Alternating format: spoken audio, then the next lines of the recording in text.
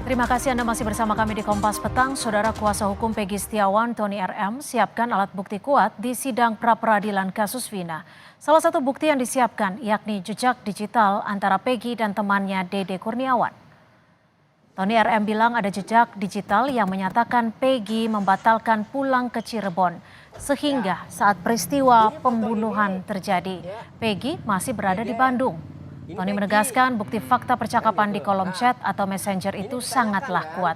Kuasa hukum meyakini bukti pra-peradilan Peggy tidak terbantahkan. Sebenarnya kan bingung ya, ditanyakan mengenai apa?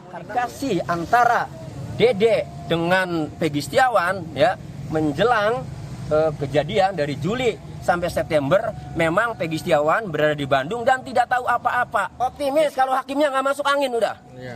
Udah jelas kok. Sekarang alat buktinya apa? Kalau dari bukti-bukti yang saksi-saksi, kemudian chat-chat digital ya sudah jelas. Lalu alat bukti dari penyidik apa? Menetapkan Peggy Setiawan sebagai tersangka. Sementara kuasa hukum Peggy Setiawan Sugianti Riani menunjukkan salinan berkas lengkap pra-peradilan yang sudah diregistrasi ke Pengadilan Negeri Kota Bandung. Sugianti menegaskan penyidik Polda Jabar salah tangkap dengan mentersangkakan Peggy Setiawan sebagai pelaku pembunuhan Vina dan Eki. Selain itu, polisi juga tidak melayangkan surat pemanggilan secara patut baik di tahun 2016 maupun di tahun 2024. Siap. Kalau memang polisi itu merujuk kepada putusan pengadilan dengan DPO Peggy alias Peron yang berada di Banjarwangunan, harusnya yang ditangkap bukan Peggy Setiawan bin Rudi, tapi Peggy Setiawan alias Peron yang berada di Banjarwangunan. Kita akan membuktikan bahwa ini adalah salah orang seperti itu atau error in persona.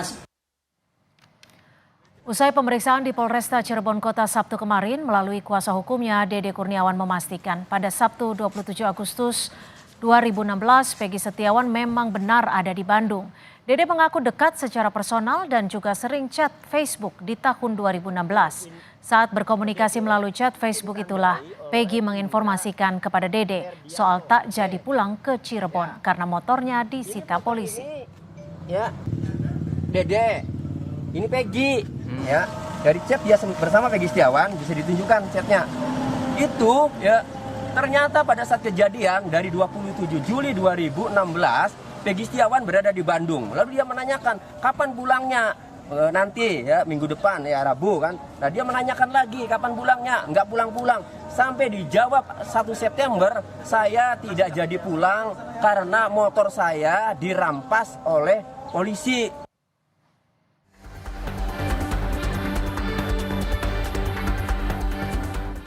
Belum tuntasnya kasus pembunuhan Vina dan Eki yang terjadi di Cirebon memunculkan beragam spekulasi publik soal penyebab tak usainya kasus yang terjadi 8 tahun lalu. Sejumlah pihak meminta keseriusan Polri dalam mengungkap kasus pembunuhan Vina dan Eki. Wakapolri periode 2013 hingga 2014 Komjen Purnawirawan Ugro Seno menyebut Presiden Joko Widodo seharusnya memanggil Kapolri, Kapolda hingga Kapolres sebagai langkah nyata untuk mengungkap kasus pemerkosaan dan pembunuhan Vina Eki. Presiden harus panggil Kapolri, Kapolda, Kapolres waktu itu penyidiknya panggil semua kalaupun diajak dialog. Jadi ini kenapa sebenarnya seperti ini? Mudah-mudahan kalau ini bisa dilakukan ya sekali lagi kita kan percaya sama Allah Subhanahu Wa Taala. Kalau Allah sudah melihat oh ini presiden turun tangan pasti terungkap itu saja. Bapak Presiden itu bertanggung jawab terhadap setiap nyawa yang hilang di Indonesia yang sakit. Presiden Jokowi sebelumnya memang memerintahkan agar polisi mengungkap kasus pembunuhan disertai pemerkosaan terhadap Vina yang terjadi tahun 2016 silam secara transparan. Pendapat lain soal penanganan kasus ini juga muncul dari mantan Menteri Koordinator Bidang Politik, Hukum, dan Keamanan Mahfud MD yang menilai penyidik kasus pembunuhan Vina tidak profesional. Tak hanya itu, Mahfud menduga ada permainan jahat di balik kasus ini. Ini bukan sekedar unprofesional, tetapi menurut saya memang ada permainan. Ada aroma profesional itu permainan. Orang mungkin kurang cakap, kurang hati-hati itu tidak profesional. Tapi kalau ada permainan untuk melindungi seseorang atau mendapat bayaran dari seseorang untuk mengaburkan kasus, itu sudah sebenarnya sebuah permainan yang jahat. Dua masalah. Satu, Peggy ditangkap. Sementara mulai muncul kesaksian bahwa orangnya bukan itu. Dan Peggy-nya sendiri mengaku tidak tahu Peggy yang sekarang ditangkap. Apakah Peggy ini namanya yang sekarang ada? Apakah ini bukan sekedar kambing hitam? Ya kan? Lalu yang kedua, yang dua orang yang buron ini kok sekarang dibilang dulu salah sebut. Mana ada orang sudah nyelidiki lama kok salah sebut. Penangkapan dan penetapan Peggy Setiawan sebagai tersangka pada akhir Mei lalu nyatanya tidak membuka tabir kasus pembunuhan Vina dan Eki. Namun justru memunculkan kontroversi baru, terutama terkait penghapusan nama 2 DPO kasus ini. Kemunculan sejumlah saksi penting yang mencabut keterangan mereka juga menjadi kontroversi lain. Setidaknya ada 4 saksi yang mencabut BAP-nya dalam perkara ini karena merasa mendapat tekanan saat membuat BAP pada 2016 lalu. Kalau tahu dari dulu BAP bisa dicabut, saya dari dulu mau cabut itu. Saya mau mencabut itu, Pak. Karena emang saya mau membuka yang sebenarnya, Pak. Aku nerangin yang sebenarnya malah nanti kamu akan terlibat gitu. Jadi seolah-olah Teguh tidak tidur di rumah Pak RT. Apa dasarnya akhirnya ingin mengungkapkan bahwa BAP yang dulu tidak benar? Karena dulu kan ditekan sama pihak politik semua. Penyelesaian kasus pembunuhan Vina kini dinanti publik. Kinerja Polri tentu menjadi taruhan atas penegakan hukum yang berlaku adil dan merata. Tim Liputan, Kompas TV.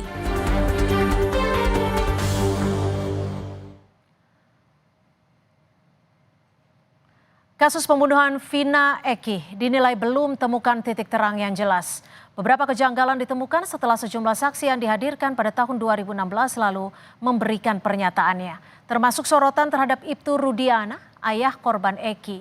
Apakah polisi akan kembali memeriksa Ibtu Rudiana untuk mengungkap kasus pembunuhan ini? Kita bahas bersama kuasa hukum Peggy, Sugianti Iriani, Kapolda Jawa Barat periode 2016-2017, Irjen Purnawirawan Anton Carlian, dan juga pengamat kepolisian dari Institute for Security and Strategic Studies atau ISES, Bambang Rukminto. Terima kasih sudah bergabung bersama kami Ibu Sugianti, Pak Anton dan juga Pak Bambang dalam Kompas Petang sore hari ini. Saya langsung ke Pak Anton. Pak Anton, ini ada desakan untuk mengungkap kasus pembunuhan Vina dan Eki yang bisa dikatakan sudah bergulir terlalu lama. Ada juga desakan untuk memanggil Kapolri. Tanggapan Anda seperti apa? Saya kira Kapolri itu sudah diberikan warning oleh Pak Jokowi. Jadi saya kira masalah penyidikan ini cukup ditangani oleh Polri dan cukup ditangani oleh Polda Jabar. Dan di dalam hal ini pun juga Polda Jabar sudah mendapat asistensi dari Mabes Polri, baik dari Propam maupun dari lapor dan lain-lain. Jadi di dalam hal ini kita percayakan saja karena garda terdepan daripada penegakan hukum adalah penyidik. Jadi tidak usah terlalu melebar. Adapun masalah ini berlarut-larut, memang menurut saya masih ada waktu. Ini belum beberapa bulan. Tapi begini, maaf saya potong Pak Anton. Spekulasi di masyarakat jadi berkembang terlalu luas. Ada seperti bola liar. Apakah ini sudah tidak terlalu berkepanjangan? Saya kira begini. Dan di dalam masalah penegakan hukum itu, di dalam aspek legalitas, justru yang paling harus dihindari itu adalah opini. Nah, sementara di sini masyarakat lebih banyak berdasarkan opini-opini. Bukan kita menyalahkan masyarakat. Silakan saja beropini. Tetapi opini itu, keterangan lisan ini di dalam penegakan hukum ini sangat rawan dan cukup lemah. Justru di sini mari kita buktikan melalui jalur-jalur hukum yang jelas. Seperti tadi ada jalur pra-peradilan. Daripada berbicara ke sana ke sini gitu kan. Untuk menetapkan bahwa apakah pantas enggak Peggy ini jadi tersangka, pantas betul enggak Peggy ini ditahan gitu atau ditangkap. Nah itu melalui jalur hukum, karena kalau melalui jalur opini nantinya justru akan berkembang liar. Dan justru sekarang saya lebih setuju tadi adanya bukti-bukti saintifik seperti ada IT dan lain-lain. Silakan nanti dibuktikan di peradilan kalau memang itu merupakan satu bukti yang nyata. Tentu saja pun juga polisi pun juga harus lebih mengutamakan physical evidence daripada saksi-saksi hidup.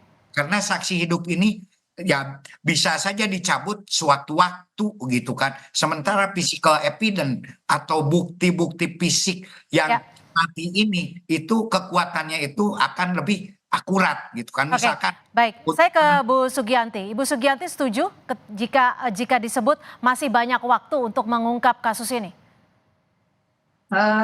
Sebenarnya saya tidak setuju karena ini udah jelas bahwa Peggy Setiawan yang saat ini ditangkap bukanlah Peggy alias Peron sesuai DPO pada amar putusan nomor 3 maupun nomor 4 Feed B 2017.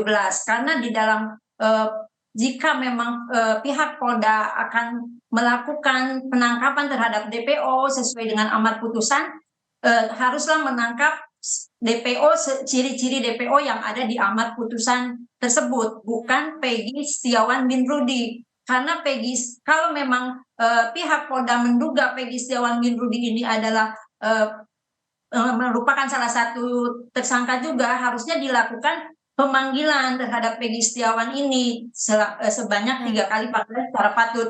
Karena Peggy Setiawan ini tidak sesuai dengan ciri-ciri DPO yang ada di amar putusan. Oke, Bu Sugianti, tapi bagaimana dengan yang sempat terungkap saat ini di masyarakat bahwa saat itu ayah Eki, Ibtu Rudiana ikut menangani kasus ini?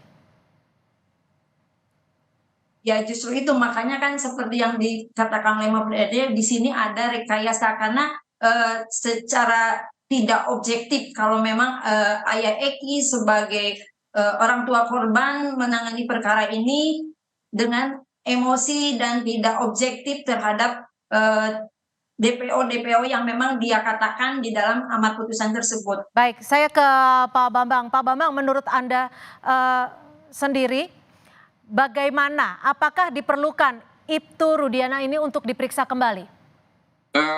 Terkait dengan Ibtu Rudiana tentu memiliki peran yang sangat penting karena dia salah satunya adalah sebagai pelapor dan orang tua korban, kemudian juga sebagai penyidik di kepolisian gitu loh. Apakah dia terlibat dalam upaya penyidikan atau tidak? Ini tentu harus diklarifikasi oleh kepolisian.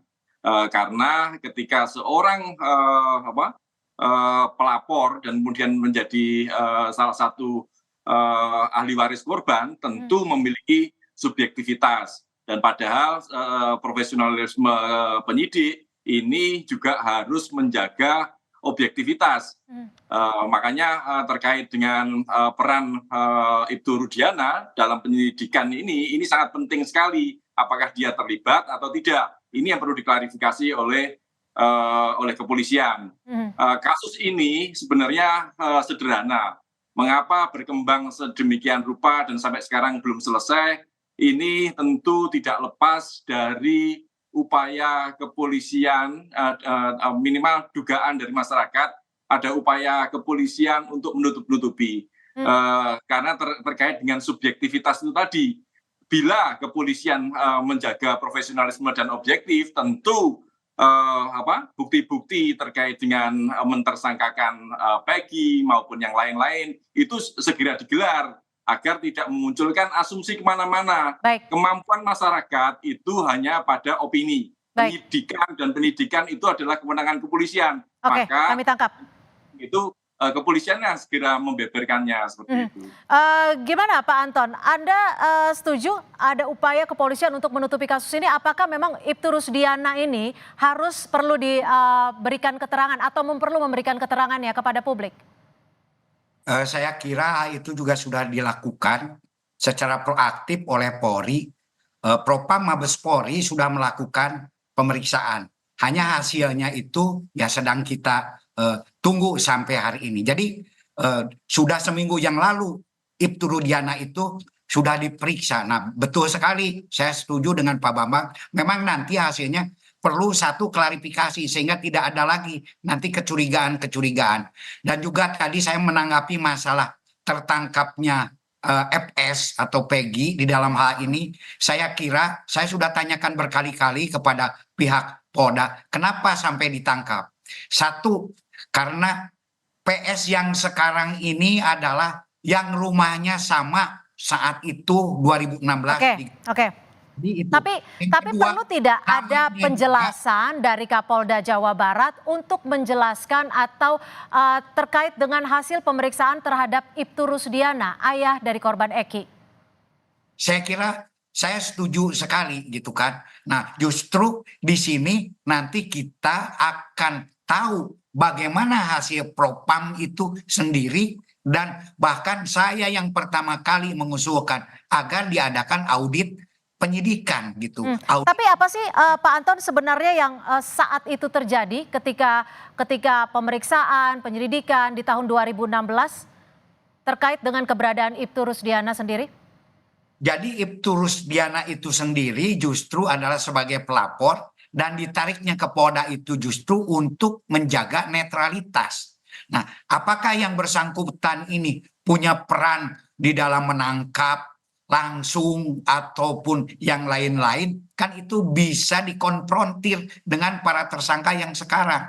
Apakah betul ditangkap oleh Ibtu Rudiana? Sementara di dalam surat perintah tugas penyidikan, Ibtu Rudiana itu tidak termasuk di dalam surat perintah penyidikan maupun surat perintah penangkapan. Jadi hal ini pun juga kita jangan berpersepsi, tapi harus betul-betul dibuktikan. Dan saya yakin dan percaya kalau memang itu dilakukan, nanti bisa dikonfrontir apa betul dibawa ke kantornya. Nah, sementara hasil yang kami dapatkan dari Polda Jabar maupun Polda Cirebon itu tidak ada. Bahkan setelah itu Ibtu Rudiana pun juga sekolah ke Sukabumi. Soal dugaan saat salah satu saksi Liga Akbar yang dimintai ataupun sempat berbicara dengan Ibtu Rusdiana dan kemudian langsung dibawa ke kantor kepolisian untuk dimintai keterangannya seperti apa? Liga Akbar itu apakah yang jadi tersangka sekarang atau bukan? Salah satu saksi. Saksi, bukan. Itu kan yang ditangkapnya para tersangka sekarang yang ada di dalam. Bisa ditanyakan apa betul yang menangkapnya Ibtu Rudiana. Kalau saksi itu bisa saja saksi gitu kan. Walaupun oh iya Liga Akbar misalkan yang mengatakan bahwa ada terjadi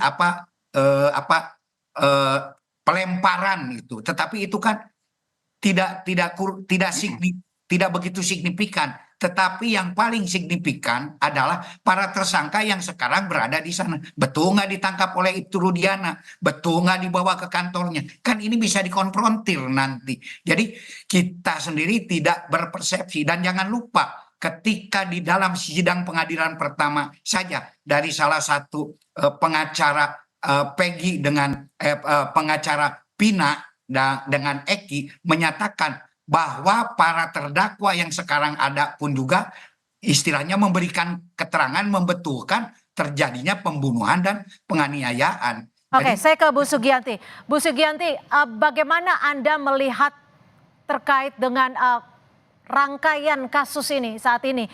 Ada desakan juga agar Liga Akbar berbicara jujur dan juga Liga Akbar sempat mencabut BAP-nya. Ya, saya melihat bahwa ini adalah adanya rekayasa. Seperti tadi yang dibilang oleh Pak barusan, ya, bahwa Peggy yang ditangkap itu adalah Peggy yang beralamat pada saat penggeledahan. Kenapa pada saat penggeledahan di tahun 2016 Peggy tidak dilakukan pemanggilan secara patut? Karena memang Peggy tempatnya ada di Kepongpongan, kemudian dia sedang tidak berada di tempat karena sedang bekerja di Bandung. Nah, kenapa pada saat amar putusan di dalam DPO kok alamatnya bukan di Kepongpongan yang saat digeledah? Karena kan kewajiban dari pihak kepolisian itu melakukan klarifikasi, harusnya melakukan pemanggilan dulu. DPO dengan penggeledahan itu alamatnya berbeda. Kalau memang Peggy yang di penggeledahan itu di tahun 2016 diduga adalah pelakunya, kenapa tidak dipanggil secara patut untuk dilakukan klarifikasi? Dan kenapa di DPO pun di amar putusan bukan Peggy yang ada di Kepongpongan, tapi di Banjarwangunan. Di situ aja sudah ada kejanggalan. Itu makanya kita melihatnya ada rekayasa. Kemudian Liga Akbar mencabut BAP-nya dan Liga Akbar menyatakan dengan sebenarnya bahwa dia itu saat itu diminta oleh Rudiana untuk mengatakan bahwa terjadi kejar-kejaran, pelemparan batu, padahal sebenarnya tidak ada. Itulah yang menjadi kita semakin kuat bahwa ini adalah rekayasa. Oke. Baik, diduga ada rekayasa itu yang disampaikan oleh kuasa hukum Peggy Setiawan. Kita masih akan kembali membahasnya dan jawaban dari Pak Anton mungkin akan disampaikan selepas jeda. Tetap bersama kami di Kompas Petang. Terima kasih Anda masih bersama kami di Kompas Petang. Saya langsung ke Irjen Purnawirawan Anton Carlyan, Kapolda Jawa Barat periode 2016-2017. Saat ini Pak Anton, banyak desakan dari masyarakat untuk ada statement resmi dari penyidik saat ini tentang keberadaan atau maksudnya kasus ini, tentang Ibtu Rudiana yang juga ayah dari korban Eki. Apakah perlu Kapolda Jawa Barat ataupun Polda Jawa Barat memberikan statement terkait dengan pemeriksaan ataupun adanya penelusuran terhadap Ibtu Rudiana ini? Saya kira kalau untuk meredam keresahan masyarakat tidak ada salahnya. Silahkan. Justru tadi polisi kalau memang tidak ada harus mengklarifikasi. Saya setuju dengan Pak Bambang. Tapi kalau tidak pun juga ya masyarakat juga publik jangan marah gitu kan. Dan masalah tadi ada kesaksian ada Akbar itu sendiri bahwa kesaksian itu kan bukan satu-satunya. Bahkan sekarang didapatkan lagi saksi-saksi dari masyarakat tentang terjadinya di TKP 1 ya pelemparan kemudian terjadinya penganiayaan ada 2 orang.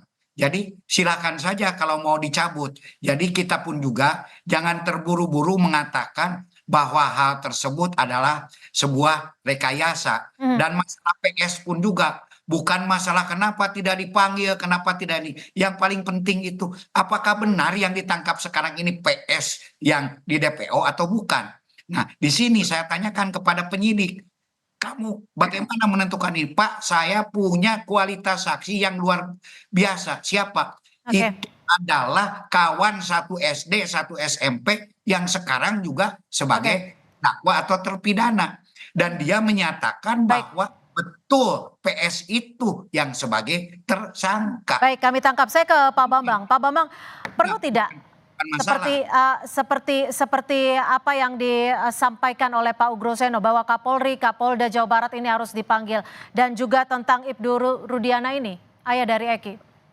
Dengan berlarut-larutnya kasus ini tentu dan progres yang sampai sekarang juga belum signifikan ya. Presiden bisa saja memanggil Kapolri karena isu ini jangan sampai dibiarkan semakin liar gitu.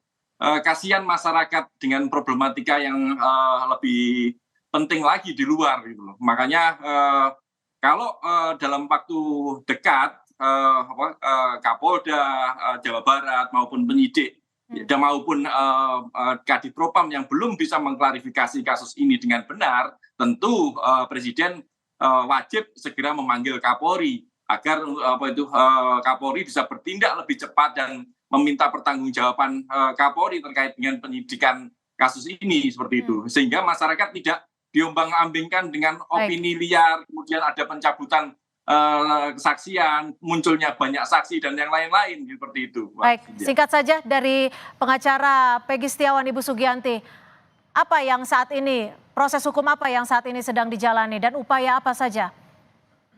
Kita sudah mengajukan permohonan pra-peradilan pada tanggal 11 Juni 2024 kemarin, dan mungkin akan dilakukan sidang pada tanggal 24 Juni 2024. Nanti dalam sidang pra-peradilan ini kita akan membuktikan bahwa Peggy Setiawan bukanlah Peggy alias Peron, karena memang ini adalah salah orang atau error impersonal, karena memang mungkin Sudirman yang saksi yang dikatakan kenal dengan Peggy memang betul itu kenal teman SD-nya, tapi kan bukan berarti Peggy Setiawan adalah pelaku dari pembunuhan Vina dan Eki. Mungkin bisa dikatakan kenal, tapi kan bukan berarti dia pelakunya. Kita juga tidak tahu apakah ada sidik jari Peggy di TKP, ataukah hasil visumnya juga seperti apa yang dikatakan ada sperma itu, spermanya siapa. Kita pun harus tahu kalau memang Peggy Setiawan itu diduga sebagai pembunuhan terhadap Vina dan Eki. Oke, Pak Anton, ada sejumlah saksi yang saat itu dihadirkan di tahun 2016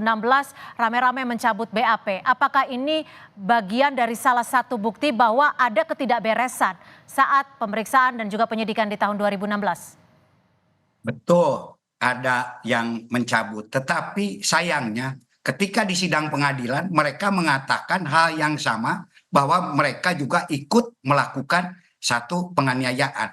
Sementara satu kesaksian atau satu alat bukti yang dianggap sah itu ketika diucapkan di sidang pengadilan di bawah sumpah.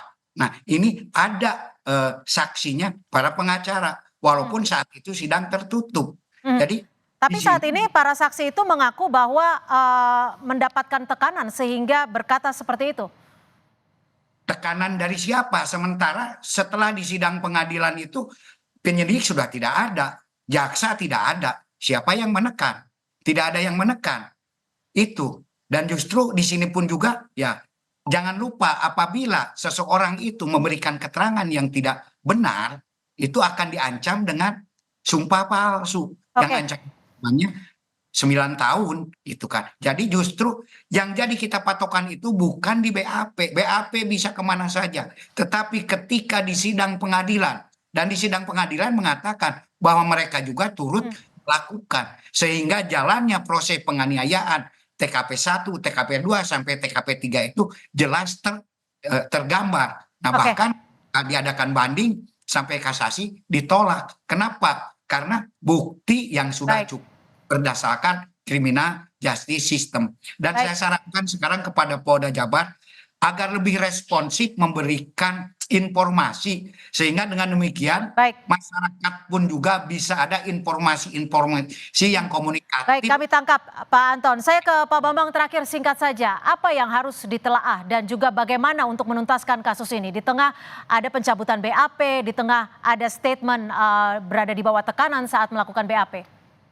1 sampai 1 atau 2 atau 100 saksi itu tidak lebih berbobot dibandingkan bukti-bukti material, bukti-bukti fisik. Itu yang seharusnya disampaikan oleh kepolisian gitu loh. Pencabutan sudah menjadi rahasia umum bahwa kesaksian seorang tersangka itu bisa saja bias karena ada tekanan, karena intimidasi dan sebagainya. Makanya lebih baik Polda Jawa Barat itu menyajikan bukti-bukti terkait dengan pentersangkaan mereka, pentersangkaan Peggy Setiawan dan yang lain-lain. Apa bukti-bukti materi terkait dengan itu?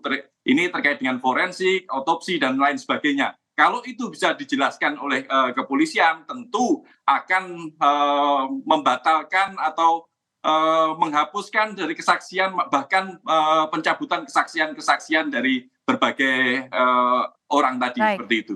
Baik, terima kasih Pak Bambang Rukminto, pengamat kepolisian ISES, dan juga Irjen Purnawirawan Anton Carlian. Terima kasih sudah bergabung bersama kami, dan Ibu Sugianti Riani, pengacara dari Peggy Setiawan. Terima kasih, selamat sore. Selamat sore. Saudara, informasi lainnya akan kami hadirkan selepas jeda. Rekan saya, Rahmat Ibrahim, akan menyampaikan informasi lainnya. Terima kasih Cynthia. Saudara, tak lama usai KPK memeriksa Sekjen PD Perjuangan Hasto Kristianto, petinggi KPK pun bersuara soal pengejaran buron kasus suap Harun Masiku. KPK pun berjanji akan segera menangkap Harun Masiku.